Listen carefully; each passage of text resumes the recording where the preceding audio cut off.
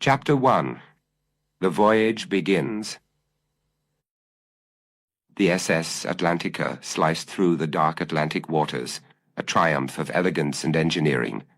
Its grand ballroom glittered with crystal chandeliers, their light dancing across polished brass railings and mahogany paneling. Passengers adorned in silks and tuxedos mingled beneath the opulent glow, their laughter and the clink of champagne glasses filling the air. It was a scene of unrestrained luxury, a floating microcosm of wealth and ambition. Seated at a small table near the edge of the room, a diminutive man with a meticulously waxed mustache surveyed the spectacle. Hercule Poirot, the celebrated Belgian detective, had embarked on this voyage seeking a rare moment of repose. Yet rest did not come easily to a mind so attuned to the nuances of human nature. His sharp eyes darted from face to face, noting the tilt of a head, the flicker of a smile, the shadow of unease beneath polished facades. At the captain's table, Lady Vanessa Worthington held court with the poise of a queen. Her emerald silk gown shimmered as she gestured, her pearls catching the light like tiny moons. Beside her sat Sir Reginald Worthington, her husband, a man whose broad shoulders and easy charm masked a certain restlessness. Poirot observed the faint tremor in Reginald's hand as he lifted his wine-glass, a detail too small for most to notice, but not for him. Nearby, Clarence Harrow, Vanessa's business partner, erupted into a boisterous laugh that rang hollow. His stout frame quivered with the effort, though his eyes, when they slid toward Vanessa, were cold and appraising. Across the room, Lady Eleanor Fairfax, a rival socialite, sat with her posture rigid, her gaze locked on Vanessa with a venom that belied her serene expression. Poirot leaned back slightly, intrigued. What threads of rivalry or resentment wove these lives together? The evening unfolded like a play, each interaction a line of dialogue rich with subtext. Vanessa's voice cut through the chatter as she addressed Reginald, her tone edged with steel. "You know perfectly well why that's impossible," she said sharply. "Don't push me, Reginald." His face reddened, but he offered no retort, instead summoning a waiter with a flick of his wrist.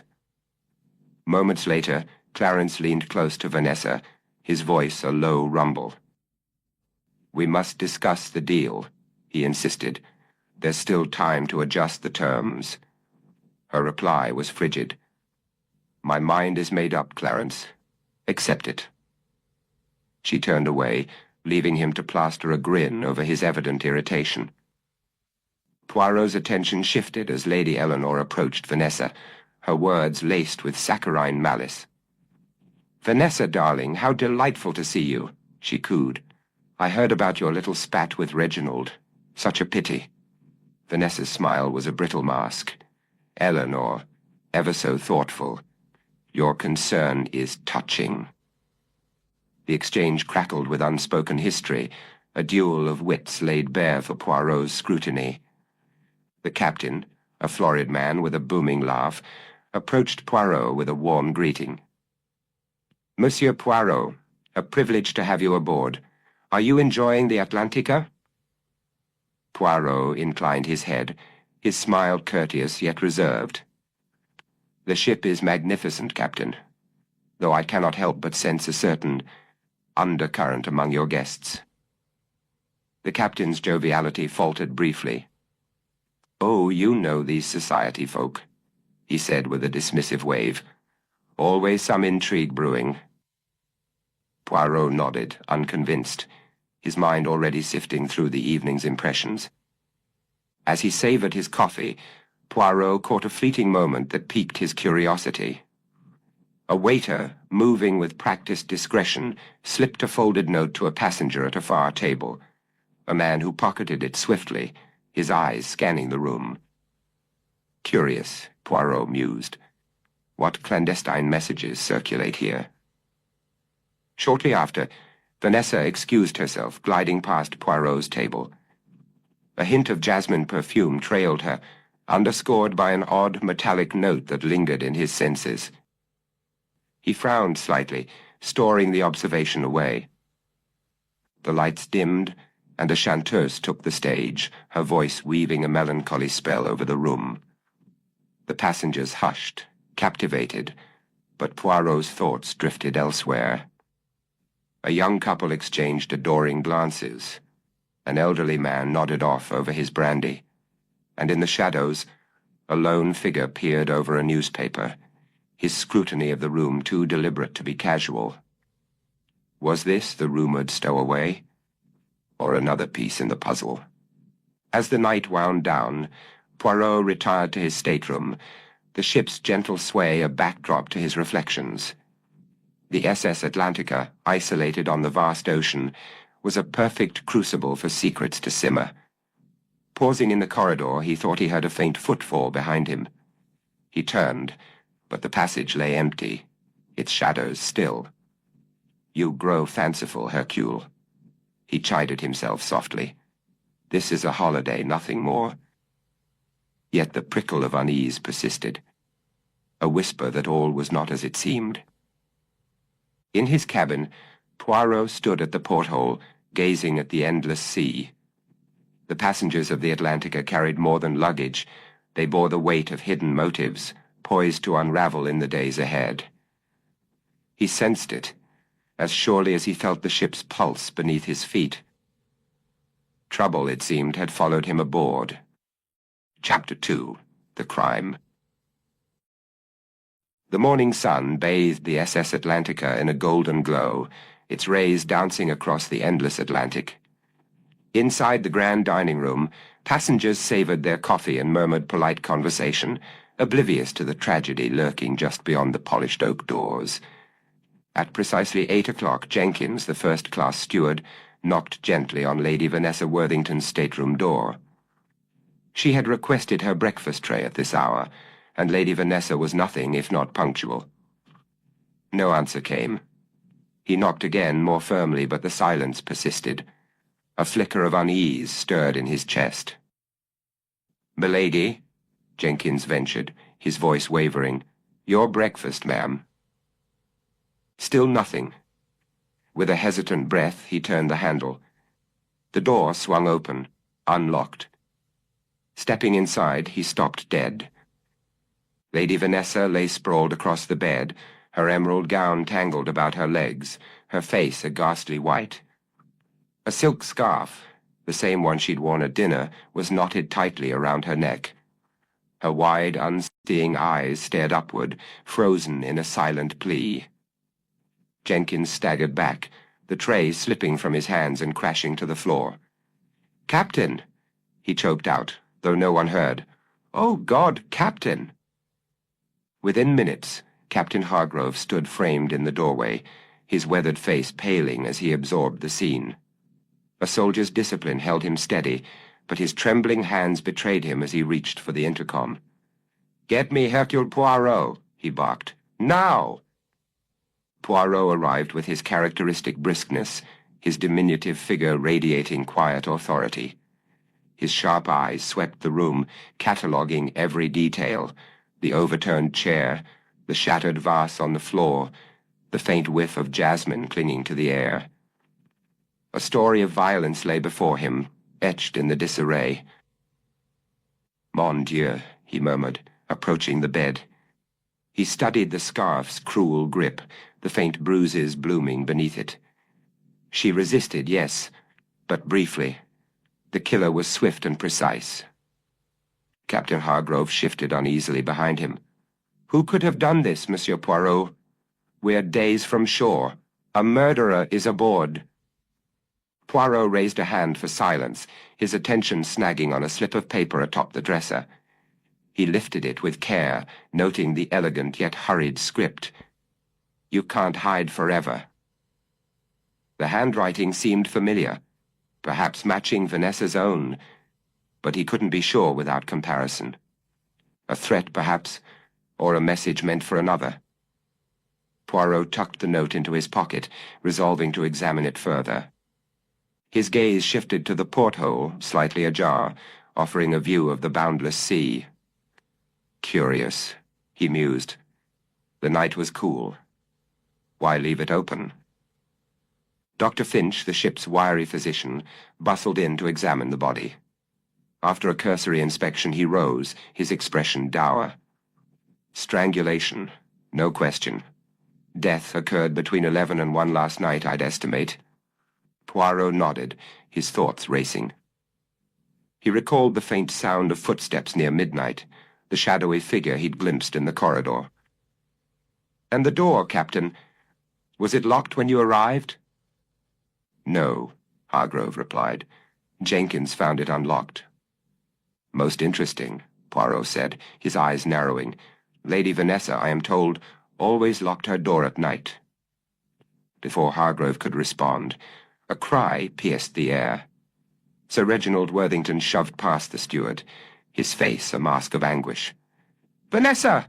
he shouted, lunging toward the bed. "Oh, God, no!" Poirot intercepted him, his grip gentle but firm. "Monsieur, my deepest sympathies, but you must not disturb the scene." Sir Reginald collapsed into a chair, head in hands, his voice a broken whisper. Who would do this? Yet Poirot noted the dry eyes, the absence of tears. Word of the murder spread like wildfire, drawing passengers to the dining room. Clarence Harrow clutched his coffee cup, knuckles white, staring blankly ahead. Lady Eleanor Fairfax sank dramatically into a seat, though her keen gaze missed nothing. The young couple from dinner huddled together, whispering, while an elderly gentleman tapped his fingers thoughtfully on his armrest. As he turned to leave the stateroom, Poirot's eyes caught a faint mark on the carpet near the door. A partial footprint, too small for a man's shoe, too large for Lady Vanessa's dainty slippers. A woman's heel, or a cunning ruse. Stepping into the corridor, he closed the door behind him. The note, the porthole, the cigarette, the footprint. These were fragments of a puzzle, tantalizing and elusive. But Hercule Poirot thrived on such challenges, and he knew that with time and observation the truth would reveal itself. Chapter 3. The First Suspicions. The SS Atlantica sliced through the Atlantic's restless waves, its grand decks now hushed under the weight of tragedy. In the captain's private office, Hercule Poirot sat poised with a small notebook, his keen gaze resting on Sir Reginald Worthington, the grieving widower, or so he claimed. The man's tailored suit was impeccable, but his hands betrayed a faint tremor as they clutched a handkerchief. "I cannot fathom it," Sir Reginald murmured, his voice rough with strain. "Who could have done this to my Vanessa?" Poirot tilted his head, his moustache quivering faintly. "That, monsieur, is precisely what I shall uncover. Tell me, when did you last see Madame alive?" "After dinner last night," Sir Reginald replied, pressing the handkerchief to his eyes. Eyes, Poirot noted, that remained curiously dry. "She was weary and wished to retire. I lingered in the saloon for a brandy with Clarence Harrow. Vanessa never cared for late evenings." "And you did not check on her before you slept?" Poirot's tone was soft, yet probing. "No, I assumed she was resting. Her door was locked when I returned to our suite. I took the adjoining cabin." Sir Reginald paused, then added, "She often locked her door for privacy. It was her way." Poirot's pencil scratched a brief note. A locked door, consistent with his earlier inspection of the crime scene. "And you heard nothing? No cry, no sound of distress?" "Nothing," Sir Reginald said, his voice firm, though his eyes darted briefly to the floor. "Curieux," Poirot mused. The man's demeanor was too polished, too controlled. He nodded courteously. "Merci, Sir Reginald. That will suffice for now." Next came Clarence Harrow, Lady Vanessa's business partner. He strode in with a confident air, though Poirot noted a fresh bandage wrapped around his left hand, the white gauze stark against his dark suit. A flicker of a smirk crossed Harrow's lips before he masked it with a somber frown. "A dreadful loss," Harrow said, settling into the chair. "Vanessa was sharp as a tack. We didn't always see eye to eye, but I admired her." "Did not see eye to eye?" Poirot echoed, his eyes sharpening. "Explain, if you please." Harrow shrugged, his bandaged hand resting on the armrest. "Business squabbles.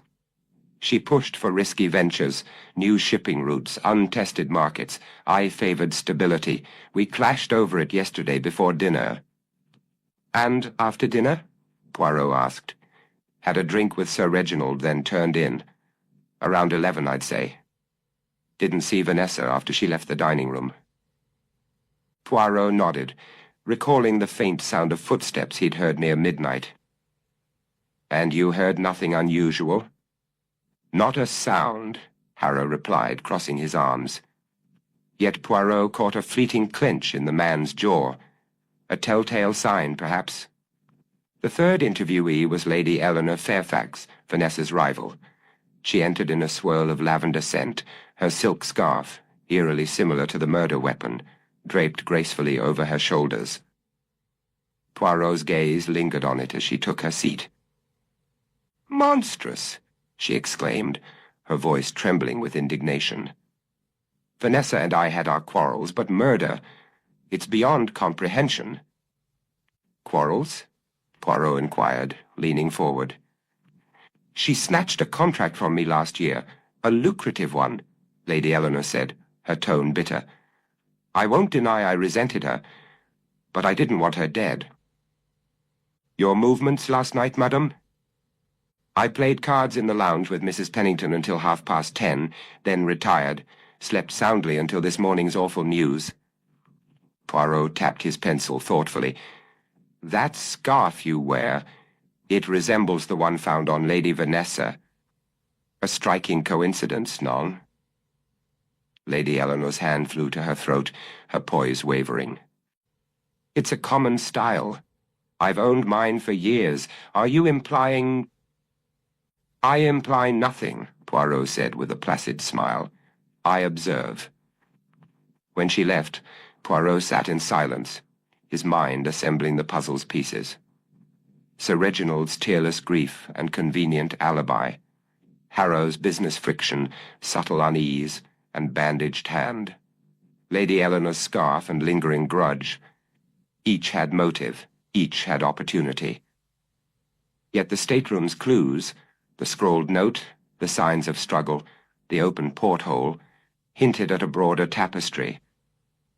As Poirot stepped out of the captain's office, he paused in the corridor, his mind sifting through the suspect's words.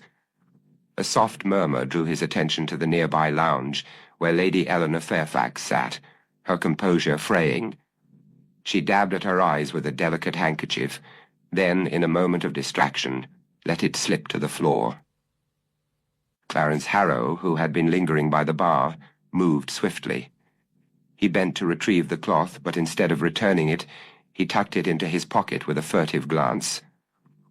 Poirot's eyes narrowed slightly, but he said nothing, merely filing the observation away. A knock broke his concentration. The captain stepped in, his face taut. "Monsieur Poirot, the steward, Jenkins, insists on speaking with you. Says he's recalled something." "Send him in," Poirot said, straightening. Jenkins entered, cap in hand, his nervous fingers twisting the brim. "Sir, I didn't mention it before, but last night on my rounds I saw something queer. Near midnight, by Lady Vanessa's cabin, there was a man lurking. Couldn't make out his face, too shadowy, but he was smoking. Dropped his cigarette when he spotted me and bolted." Poirot's pulse quickened. "A cigarette? Did you keep it?" Jenkins nodded, fishing a crumpled stub from his pocket. "Thought it might matter." Poirot took it, noting the gold band encircling the filter, a brand he'd seen in Clarence Harrow's silver case. "Très bien, Jenkins. You have been most helpful." Alone again, Poirot leaned back, his little grey cells humming. The midnight figure, the cigarette, the scarf, all threads in a cunning weave. The killer was shrewd, but not infallible. Aboard this floating prison, the truth crouched, waiting to be seized. He stood, resolve hardening. The game had begun, and Hercule Poirot would unravel it, strand by meticulous strand. Chapter 4. A Hidden Truth. The afternoon sun streamed through the porthole of Lady Vanessa Worthington's stateroom, casting a golden sheen over the scene of the previous night's tragedy. Hercule Poirot stood by the ornate dresser, his gloved hands methodically examining each item with the precision of a watchmaker. Captain Hargrove lingered near the doorway, his brow furrowed with concern. "Do you believe the killer left something behind, Monsieur Poirot?" the captain asked, his voice low. Poirot's eyes twinkled as he glanced up. "Always, mon ami. The criminal mind is clever, but never flawless. There is always a trace, a whisper of the truth." His fingers brushed over the velvet lining of Vanessa's jewelry box, its glittering contents untouched by the chaos. With a delicate touch, Poirot pressed the base, and a soft click echoed through the room. A false bottom sprang open, revealing a folded letter and a small photograph. "Ah, voilà," Poirot murmured, his moustache twitching with satisfaction. "The lady had her secrets, it seems." Captain Hargrove stepped closer, peering over Poirot's shoulder. "What is it?" Poirot unfolded the letter carefully. The handwriting was sharp and elegant, the message chillingly brief. "Pay what you owe, or the world will know your shame. You can't hide forever." It was unsigned, the paper crisp as though recently penned.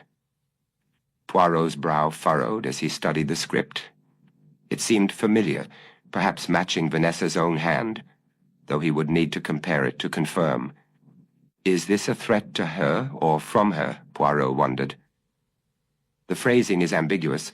Pay what you owe could be a demand she received or one she made. He tucked the letter into his pocket, resolving to investigate further. Turning his attention to the photograph, Poirot noted it depicted Vanessa standing beside a man in a dimly lit cafe, their faces turned toward each other in what appeared to be an intimate conversation. The man's features were obscured by shadow, but Poirot's sharp eyes caught a distinctive detail, a cufflink shaped like a lion's head glinting on his sleeve. Interesting, he thought, filing the observation away. Who is he? Hargrove wondered aloud. Perhaps a lover, or an accomplice, Poirot replied, his mind already racing. Or maybe the subject of the letter. We must tread carefully, Captain. This secret may be the key to her murder. He slipped the photograph into his pocket alongside the letter, his expression thoughtful. For now, we shall keep this between us. The killer must not know what we have found. Leaving the stateroom, Poirot's thoughts turned to another clue. The faint footprint near the door, too small for a man's shoe, too large for Lady Vanessa's delicate slippers. A woman's heel, perhaps, he mused. Or a deliberate misdirection by the killer to cast suspicion elsewhere. The possibilities swirled in his mind, each one a thread in the tangled web of the case. In the ship's lounge, Poirot discreetly requested a list of female passengers and crew members from the purser. As he scanned the names, one stood out. Lady Eleanor Fairfax. Her rivalry with Vanessa was well known, and her shoe size, he recalled from a passing glance, could match the print. But so did several others, including the ship's head stewardess and a young newlywed. Too many possibilities, Poirot thought, tapping his pencil against the list. He needed more. Later, as he strolled the deck, Poirot's keen eyes caught a glimpse of Lady Eleanor in a secluded corner, her voice hushed but urgent as she spoke to Sir Reginald Worthington. Their postures were tense, their words clipped.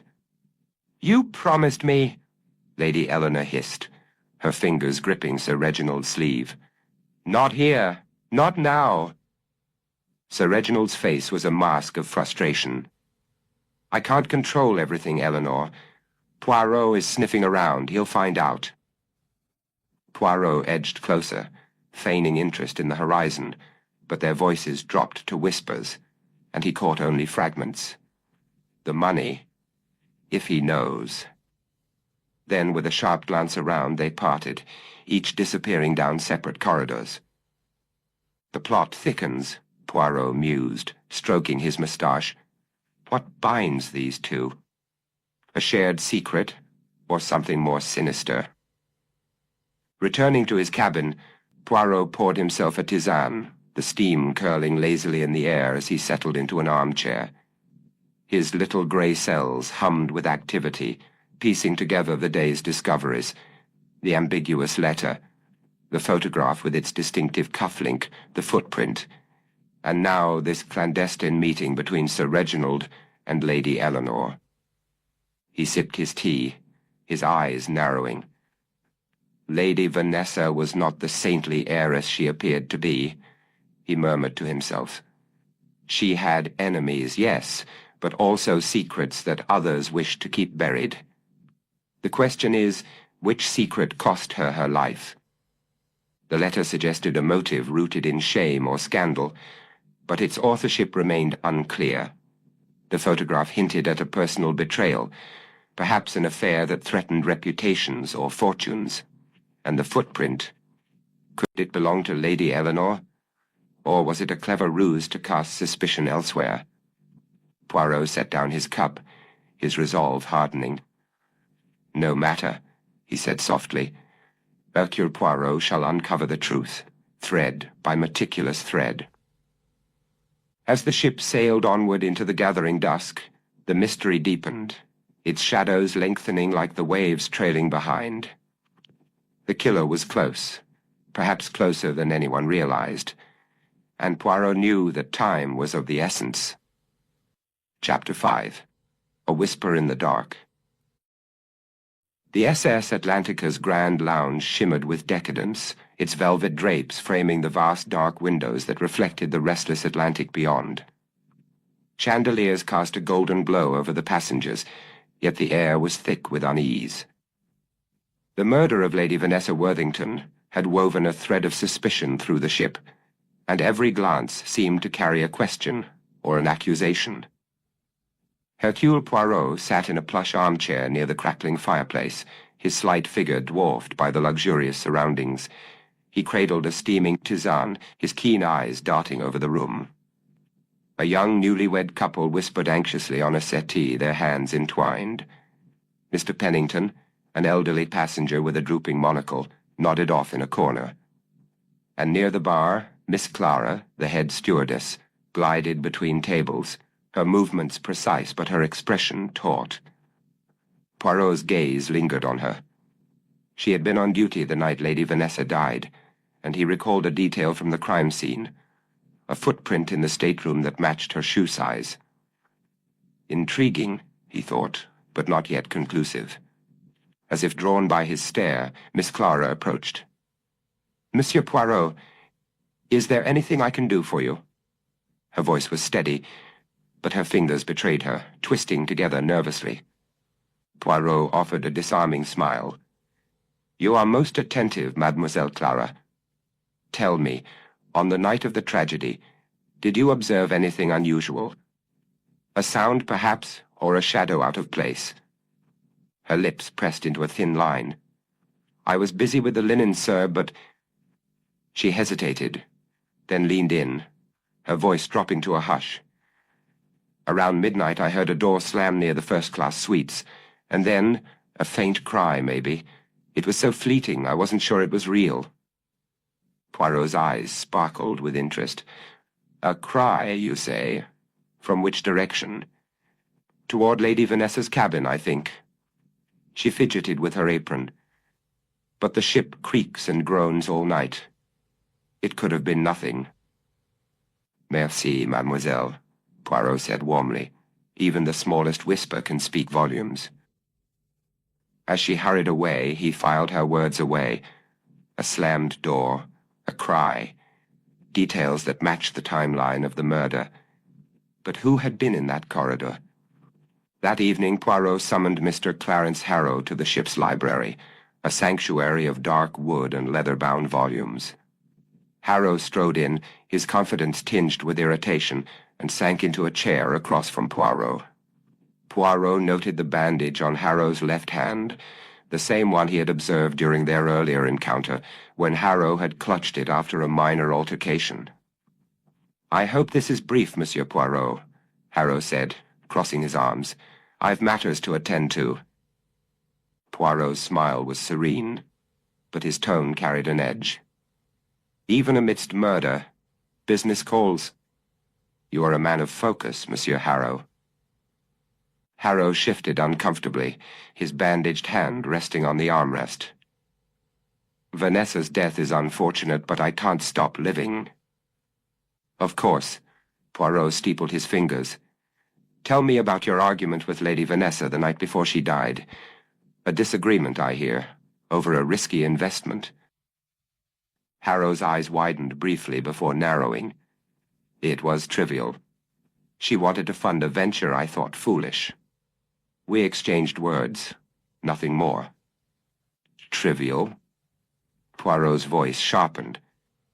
"Yet this venture involved a fortune, one that could have ruined you if it failed." Harrow's face flushed, and he winced slightly as he gripped the chair's arm with his injured hand. "What are you suggesting? I didn't kill her. I was in the saloon until 11, then my cabin, alone." "Alone?" Poirot mused, his gaze unrelenting. "How unfortunate that no one can verify that." Harrow's jaw clenched, but before he could respond, a knock broke the tension. The door opened, revealing Mr. Jenkins, the purser, his face ashen. "Monsieur Poirot," Jenkins said, "I've found something you need to see." Poirot rose smoothly. "Show me, monsieur." In a shadowed corridor near the first-class suites, Jenkins pointed to an alcove. "I was checking supplies when I saw this." A faint smudge marred the wall, a partial handprint, blurred as if made in haste. Poirot bent to inspect it, his eyes narrowing. "Recent, I think, and regardez, traces of powder. Makeup, perhaps. A woman's touch." Jenkins nodded. "And there's more."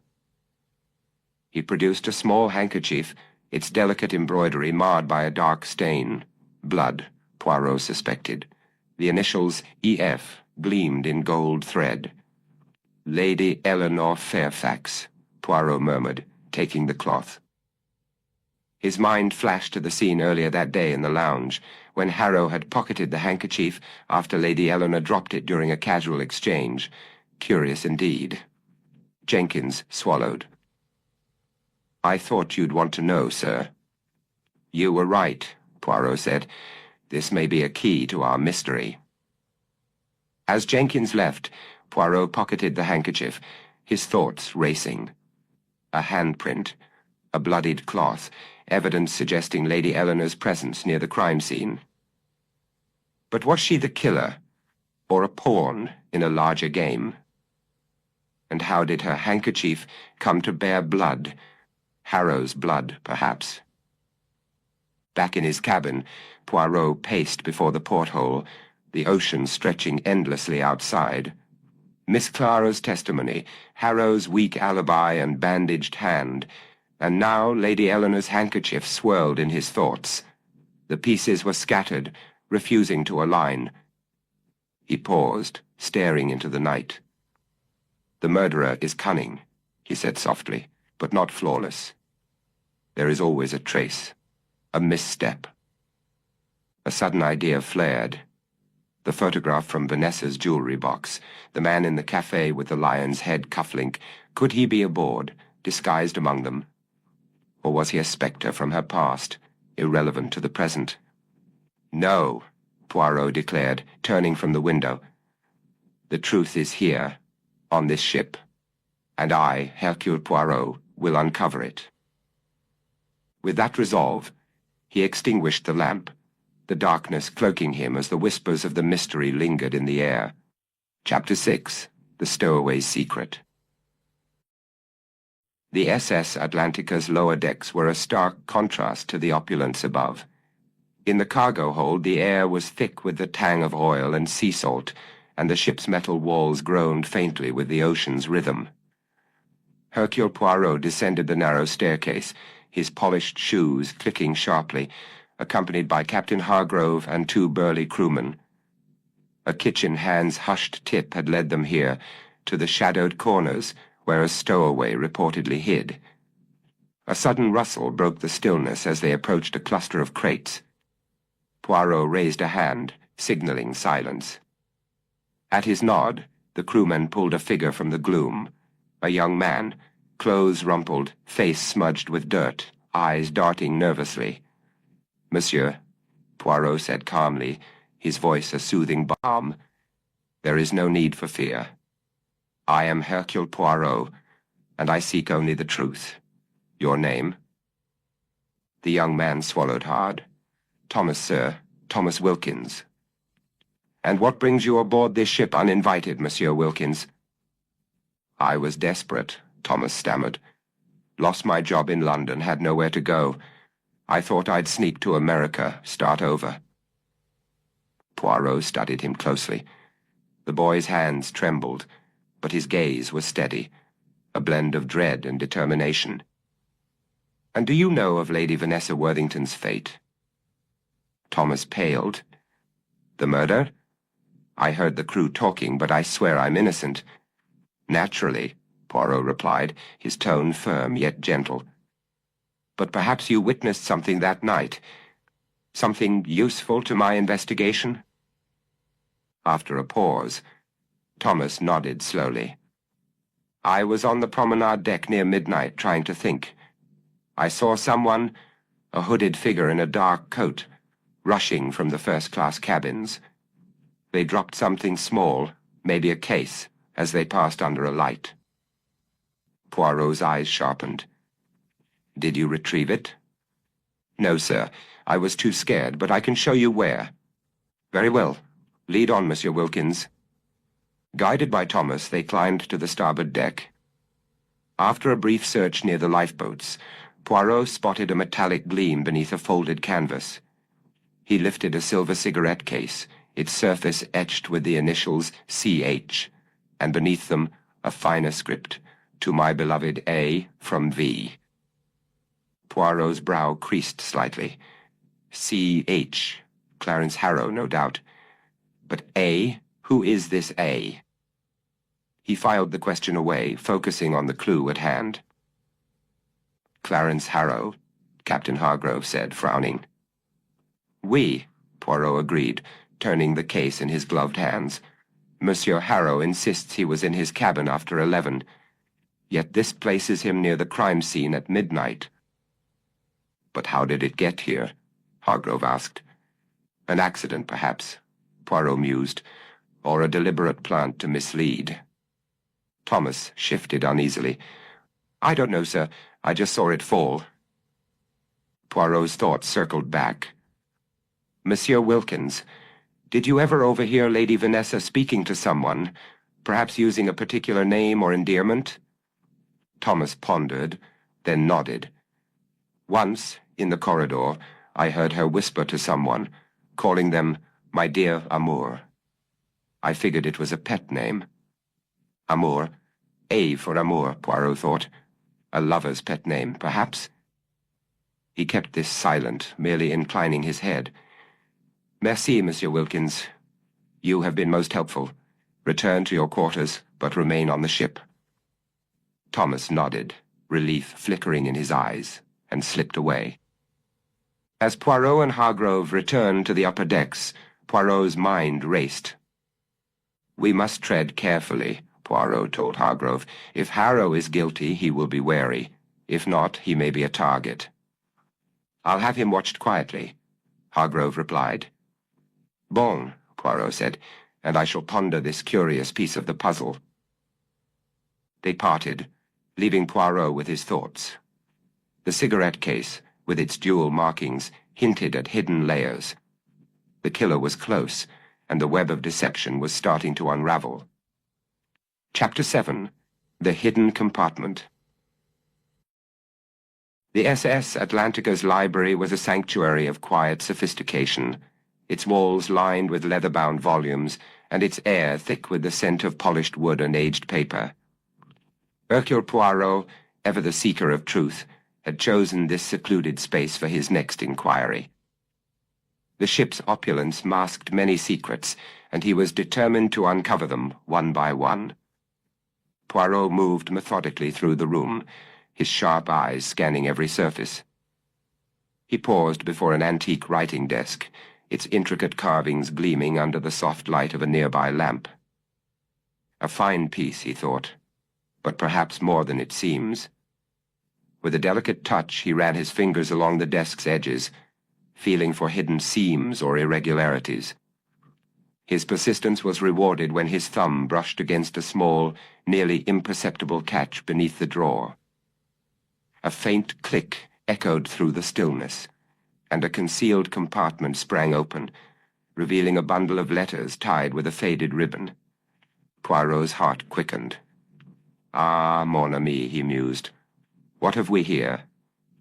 He untied the ribbon and unfolded the first letter, his eyes narrowing as he read the elegant, looping script. "My dearest V, our time together is a stolen treasure, but I fear the cost.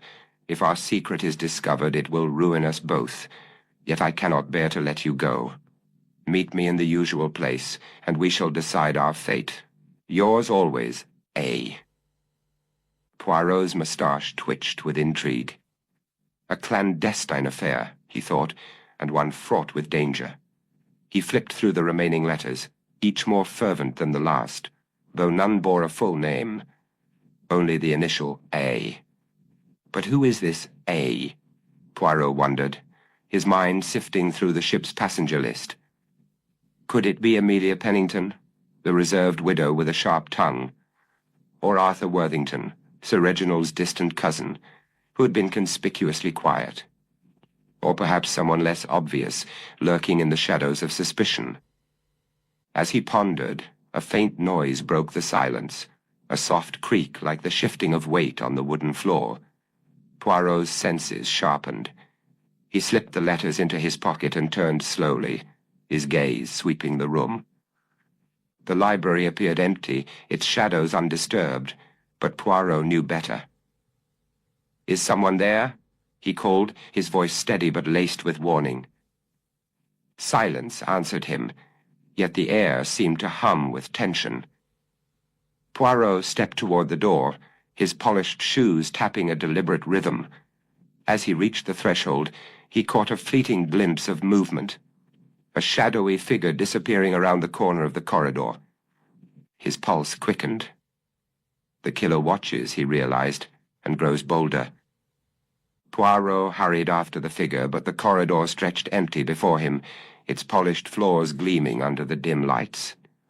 He paused, listening intently, but only the distant hum of the ship's engines met his ears. No matter, he thought, his resolve hardening. I am close, too close for their comfort. He returned to the library, his mind racing. The letters were a breakthrough, revealing Lady Vanessa's secret lover and a motive ripe with jealousy or betrayal. But the identity of A remained elusive, and the killer's surveillance suggested that time was running short. As Poirot extinguished the lamp and left the library, the ship's bell tolled, its somber tone echoing through the halls. The game was afoot, and the stakes had never been higher. Chapter 8. Shadows on the Deck. The S Atlantica pressed through a turbulent sea, its decks glistening under a relentless downpour. The sky hung heavy with grey clouds, and the rhythmic thud of waves against the hull underscored the storm's fury. Inside, the smoking room stood as an oasis of calm, its polished wood walls and plush leather armchairs glowing softly in the lamplight. Hercule Poirot sat at a small table, his keen eyes trained on the door, awaiting his next move in the intricate game of deduction. At exactly 2 o'clock, Mr. Pennington entered, his monocle swinging loosely from its chain, his steps faltering slightly. Dr. Finch followed, offering a curt nod, his medical bag clutched tightly under his arm. Poirot stood, his demeanor polite yet commanding. "Monsieur, I appreciate your presence," he said, motioning to the seats. "We have a serious matter to address."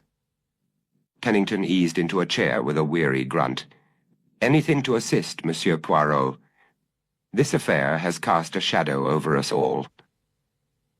Dr. Finch remained on his feet, his face taut. "I've patients waiting. Let's make this quick." Poirot's lips curved into a faint smile. "It shall be brief. I seek only to confirm Monsieur Arthur Worthington's actions on the night Lady Vanessa met her end." Pennington adjusted his monocle, frowning. "We were at cards that night. Arthur, Finch, and myself. A round of whist. Nothing more." "And how late did this game persist?" Poirot inquired. "Until 11:30, I'd say," Pennington answered. "I turned in soon after. The brandy had taken its toll." Poirot's gaze shifted to Dr. Finch. "And you, Doctor? Did you also depart then?" Finch paused, his fingers drumming against his bag. "I lingered a bit. Arthur and I talked until midnight or thereabouts." Poirot's eyes narrowed. "Or thereabouts. I require precision, monsieur." Finch shifted his weight, unease flickering in his expression. "Well, to be exact, Arthur stepped out around 1:15 p.m. Said he wanted air. He was back in 10 minutes or so." "Did you see where he went?" Poirot pressed. "No," Finch admitted. "But when he returned, he was rattled. Hands shaking, eyes darting to the door." "Did he speak of anything odd?" "Nothing," Finch said. "Though I did catch him talking to someone in the corridor before he came back, a woman in a dark shawl. I couldn't see her face." Poirot's mind sparked. "A woman, the same one Mrs. Hartley glimpsed near the scene." "Merci, Doctor. You have been most illuminating." As the two men left, Poirot pieced together the timeline.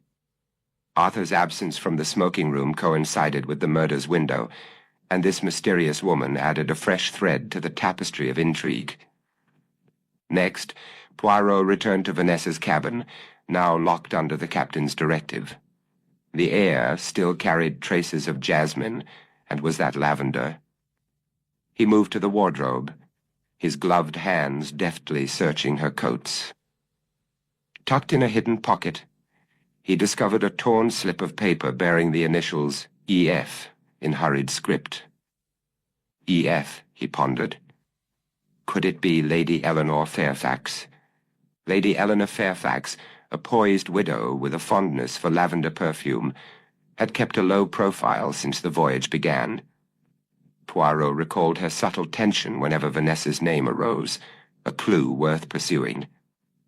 He sought her out on the upper deck, where she sat beneath an awning, sipping tea as rain lashed the ship. She glanced up at his approach, her smile tight. "Monsieur Poirot," she greeted, lowering her cup. "What brings you into this storm?"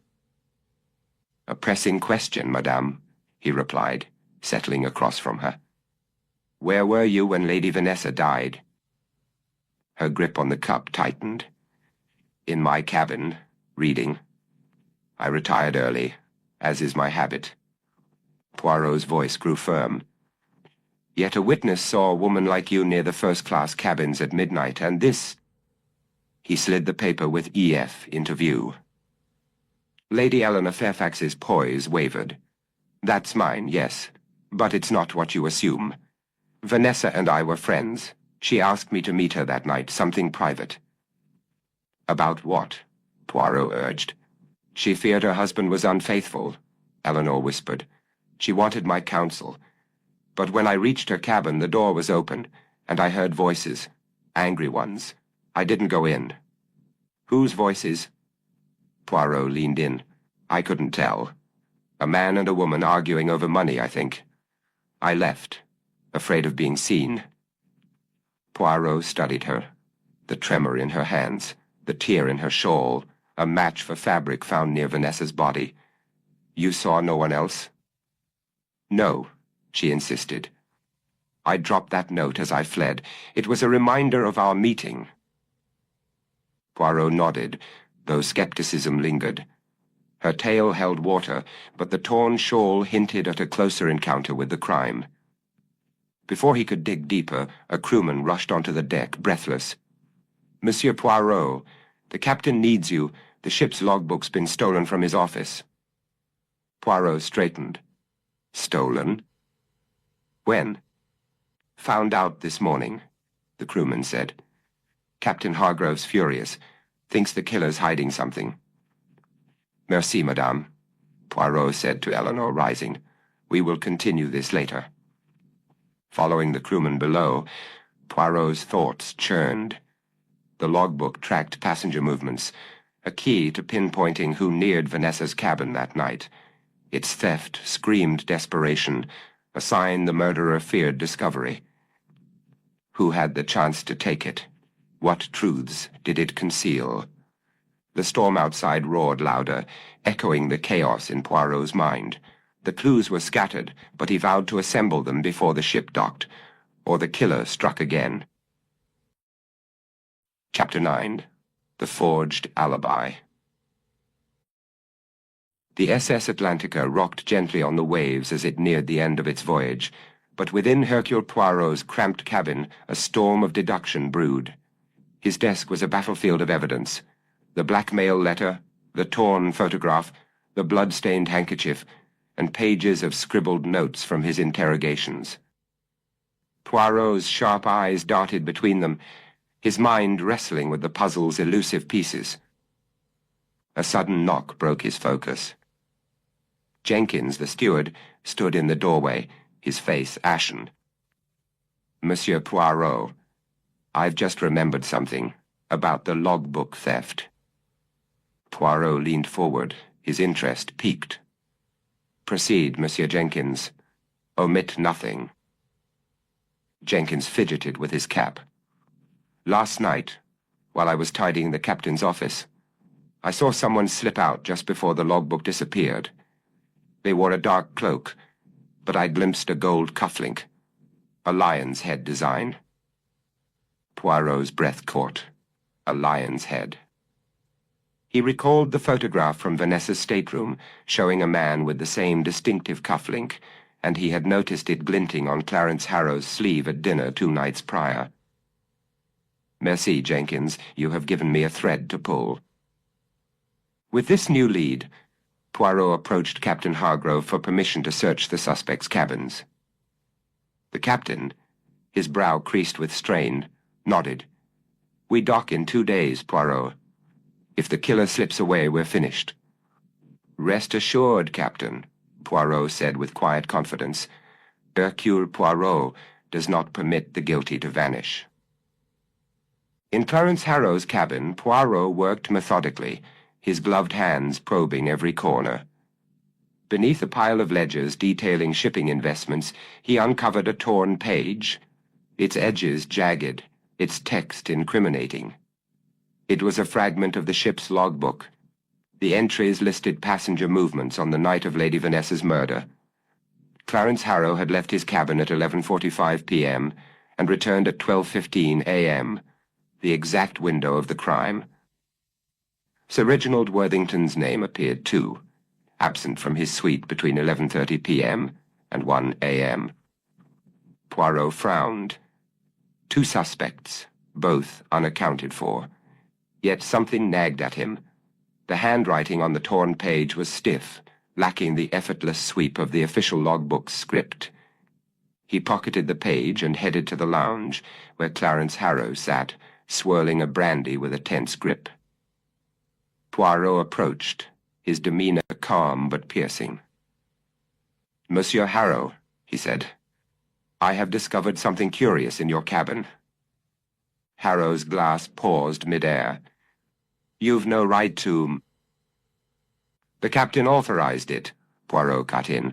"This logbook page places you near Vanessa's cabin when she died, yet you insisted you never left your room." Harrow's cheeks reddened. "I did step out, but not to kill her. I was meeting someone. A discreet business matter." And this someone can vouch for you? Poirot pressed. No, Harrow admitted, his voice low. It was private. But I didn't harm Vanessa. I loved her once. Poirot's eyes narrowed. Then perhaps you heard something that night? Harrow swallowed hard. I passed her cabin and heard her arguing with Sir Reginald about money. He said he'd cut her off if she didn't stop spending. It sounded ugly. Money. A potent motive, Poirot thought. And you withheld this why? I didn't want trouble, Harrow said. But it's the truth. Reginald had reason to want her dead. Poirot inclined his head. Very well, monsieur. Your words are noted. Back in his cabin, Poirot laid the torn page beside a sample of the official logbook borrowed from the captain. His suspicion was correct. The handwriting was a forgery, careful but not perfect. The strokes betrayed an imitator's hand. Someone planted this, Poirot mused, to frame Harrow or to muddy the waters. Who could forge such a document? The purser, Mr. Billings, came to mind, a man of precision with access to the logbook, or perhaps a passenger with hidden talents. As the ship's horn blared, marking the fall of evening, Poirot felt the net tightening. The forged alibi was a clumsy move, and clumsiness bred exposure. He would find the true logbook, or its forger, and with it the murderer's name. Chapter 10. The Purser's Confession. In the quiet solitude of his cabin, Hercule Poirot sat hunched over his notes, the soft glow of the desk lamp casting shadows across the page. The forged logbook page lay before him, its deceitful entries mocking his efforts to uncover the truth behind Lady Vanessa Worthington's murder. Yet Poirot was not deterred. He knew that every lie concealed a kernel of reality, and it was his task, his duty to extract it. With a decisive nod, Poirot closed his notebook and stood. The purser, Mr. Billings, held the key to this forgery, a suspicion that had taken root in his mind since Poirot noted the man's nervous demeanor. It was time to confront him.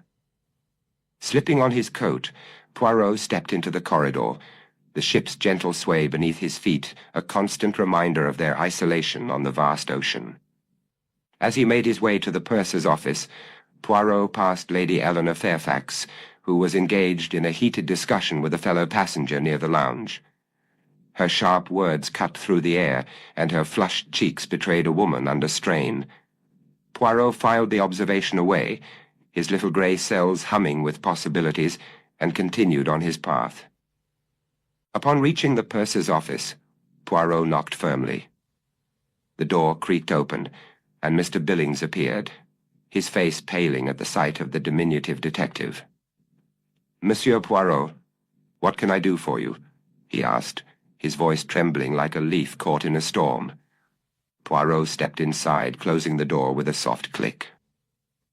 "Monsieur Billings, I believe you have information pertinent to my investigation, specifically regarding the logbook page that was forged." Billings' eyes widened, and he stumbled back a step. I don't know what you're talking about," he stammered. But his hands betrayed him, fidgeting with the edge of his desk. Poirot fixed him with a piercing gaze, his moustache twitching slightly. "Come now, monsieur. The handwriting on the forged page is yours, is it not? And the ink, freshly applied, betrays its recent creation. You cannot deny the evidence of your own hand." Billings slumped into his chair, his shoulders sagging as if the weight of the world had settled upon them. "I had no choice," he whispered, his voice barely audible over the hum of the ship's engines. "They threatened to expose my past, a mistake I made years ago, a foolish indiscretion. I couldn't let it ruin me." "Who threatened you?" Poirot demanded, his tone polite yet unyielding. "I don't know their name," Billings replied, his eyes darting to the floor. "They left notes, signed with a symbol, a crest, I think." Poirot leaned forward, his curiosity piqued. "Describe this crest." "It was a lion rampant, with a sword," Billings said, swallowing hard. "I didn't recognize it." "To alter the logbook entries to implicate Mr. Harrow and Sir Reginald," Billings confessed, his words tumbling out in a rush. "I tore out the original page and hid it, but then the whole logbook was stolen. I swear that's all I know." "Thank you, Monsieur Billings," Poirot said, his voice softening slightly. "Your cooperation is noted. Now I must search your quarters for any further evidence." Billings nodded meekly, and Poirot wasted no time. He proceeded to the purser's small cabin, a cramped space cluttered with papers and personal effects. After a meticulous search, Poirot's nimble fingers uncovered a crumpled note hidden beneath a stack of ledgers. It read, "Forge the entries as instructed, or your secret will be revealed. L." At the bottom, the symbol matched Billings' description. A lion, rampant with a sword. Poirot pocketed the note, his thoughts swirling. As Poirot stepped out of Billings' cabin, he nearly collided with Thomas Wilkins, the stowaway, who looked anxious, his brow furrowed with worry. "Monsieur Poirot, I need to speak with you," Wilkins said urgently. "Very well," Poirot replied, gesturing toward the deck. "Let us find a quiet place." They retreated to a secluded corner near the lifeboats, where the sound of waves lapping against the hull provided a soothing backdrop. Wilkins took a deep breath and began, "I was hired by Sir Reginald to investigate Lady Vanessa. He suspected her of infidelity and wanted evidence to use against her." Poirot's interest sharpened, his eyes glinting in the dim light. "And what did you find?" "On the night of the murder, I saw a figure in a cloak leaving the cabin area around midnight," Wilkins said. "They dropped something, a glove. I picked it up." He reached into his pocket and produced a delicate glove, its fine fabric embroidered with the initials E.F. "Lady Eleanor's," Poirot murmured, turning the glove over in his hands. "But why would she leave it there?" "I think someone is trying to frame her," Wilkins suggested. "I saw Lady Eleanor in the lounge at that time, playing cards with Mrs. Hartley. It couldn't have been her." Poirot nodded thoughtfully. "Thank you, Monsieur Wilkins. This is most helpful." Determined to clarify this new twist, Poirot sought out Lady Eleanor in the lounge. She sat alone, sipping tea, her composure restored after her earlier outburst. "Madame Fairfax," Poirot began, bowing slightly, "I must ask, did you lose a glove recently?" Lady Eleanor frowned, setting her cup down with a delicate clink. "Yes, I noticed one missing yesterday. Why do you ask?" Poirot showed her the glove. "This was found near the crime scene, but I believe it was planted to incriminate you."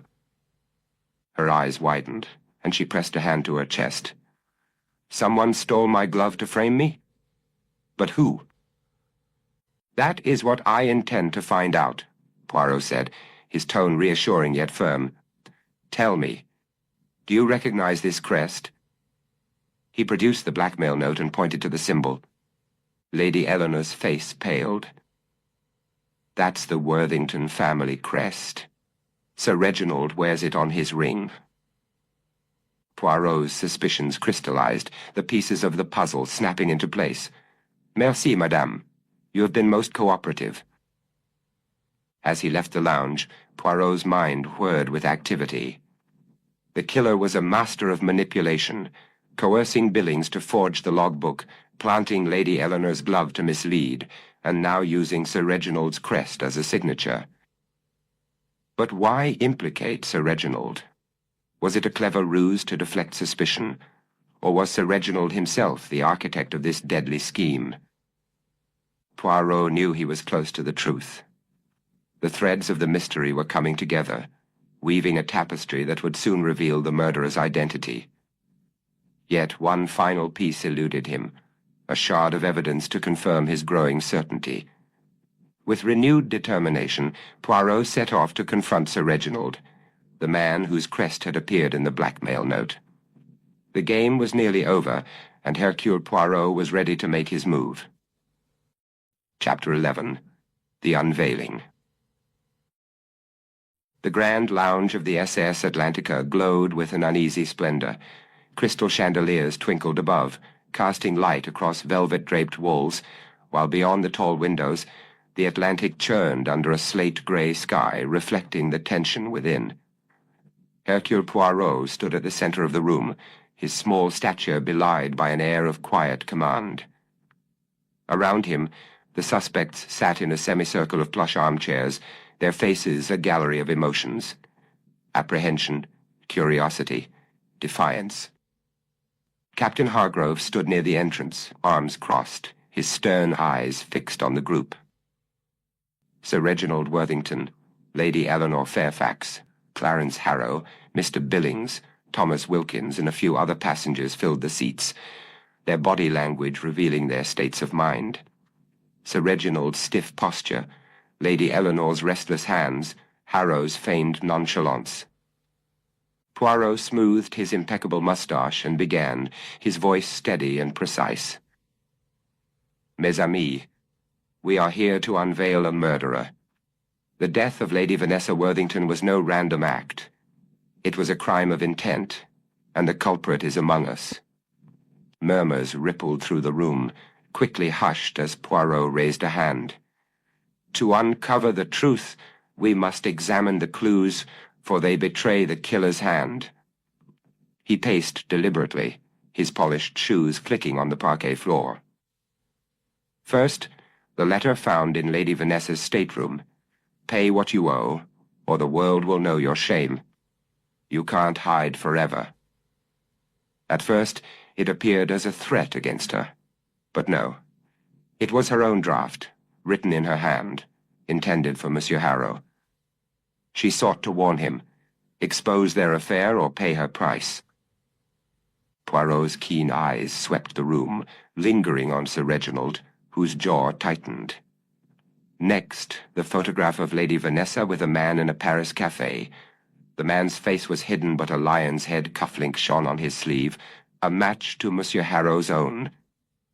He pivoted to another clue. The footprint near the stateroom door, too small for a man, too large for Lady Vanessa, hinted at a woman's heel. Yet it was a distraction, perhaps left by a crew member or placed by the killer to deceive. Poirot gestured toward the open porthole. The porthole, ajar on a chilly night, suggested an intruder, or a need to cool the room after a struggle, another misdirection. His gaze settled on Lady Eleanor. The blood-stained handkerchief bearing Madame Fairfax's initials was a cunning plant. But whose blood? That of Monsieur Harrow. Harrow tensed as Poirot turned to him. You cut yourself in the struggle with Lady Vanessa, monsieur. The bandage on your hand proves it. The blood on the handkerchief is yours, used to frame Madame Fairfax. Lady Eleanor gasped. But how did he get my handkerchief? Poirot's lips curved slightly. You dropped it in the lounge, madame, and Monsieur Harrow claimed it, later staining it with his blood to shift suspicion. Harrow's composure faltered, his fists tightening. This is absurd. Is it? Poirot pressed. Consider the cigarette case, engraved C.H. and to my beloved A from V. Found near the lifeboats, it tied you to the scene. But who is A? Not your initial, Monsieur Harrow. Poirot's eyes sparkled with insight. The love letters signed A confounded me until Thomas Wilkins, the stowaway, recalled Lady Vanessa calling her lover my dear amour, French for love. Thus, A was her pet name for you, Monsieur Harrow, her amour. She hid those letters in the library, a place she deemed safe from her husband's prying eyes, tucked among forgotten volumes. The room grew still, the weight of revelation settling over them. Harrow's face paled. Poirot pressed on. The forged logbook page implicating you and Sir Reginald was your desperate ploy. You forced Mr. Billings to alter it using a blackmail note stamped with Sir Reginald's crest. How did you acquire it? Simple. You stole Sir Reginald's signet ring from his cabin, using it to seal your forgery, and when the original logbook threatened to expose your movements, you stole it to cover your tracks. He drew the crumpled blackmail note from his pocket. This note, signed with the crest and L, aimed to confuse us. But it was your work, Monsieur Harrow. Captain Hargrove stepped forward. Harrow, is this true? Harrow sprang up, voice trembling with fury. No! I loved her. I'd never hurt her. Then explain the glove, Poirot countered. Planted near the scene to incriminate Lady Eleanor like the handkerchief, and the threatening note, you can't hide forever, was not her draft alone. You sent her a final warning, fearing her threat to expose you. The voices Madame Fairfax heard that night were yours and Vanessa's, arguing before the murder. In panic, you silenced her. Harrow's resolve shattered. It was an accident, he rasped. She'd ruin me. My business, my life. I tried to stop her, but she fought, and I didn't mean to. He sank back, sobbing, as Captain Hargrove signaled his officers. Take him away. As Harrow was escorted out, Poirot faced the group, his tone solemn. Greed and fear fueled this tragedy, mes amis, but justice has prevailed. Sir Reginald rose, his voice thick. Thank you, Poirot. I suspected, but I couldn't believe it. Poirot bowed his head. The heart resists what the mind discerns, monsieur. Yet truth endures. The passengers drifted away, whispering, as Poirot lingered by the window. The sea had calmed. The storm subsided. Another mystery unraveled, order restored by his little grey cells. With a twirl of his moustache and the quiet confidence of genius, Hercule Poirot lays bare the truth, restoring harmony to the SS Atlantica. The puzzle is complete, the culprit unmasked, and order prevails once more, all thanks to the keen observation of one extraordinary mind. We trust you've savored this elegant dance of deduction. If you'd like to support Nocturnal Tales and delve deeper into such mysteries, consider joining our YouTube membership program for exclusive content, or visit our Buy Me a Coffee page, link in the description. Thank you for listening. Until we meet again, keep your eyes sharp and your wits sharper still.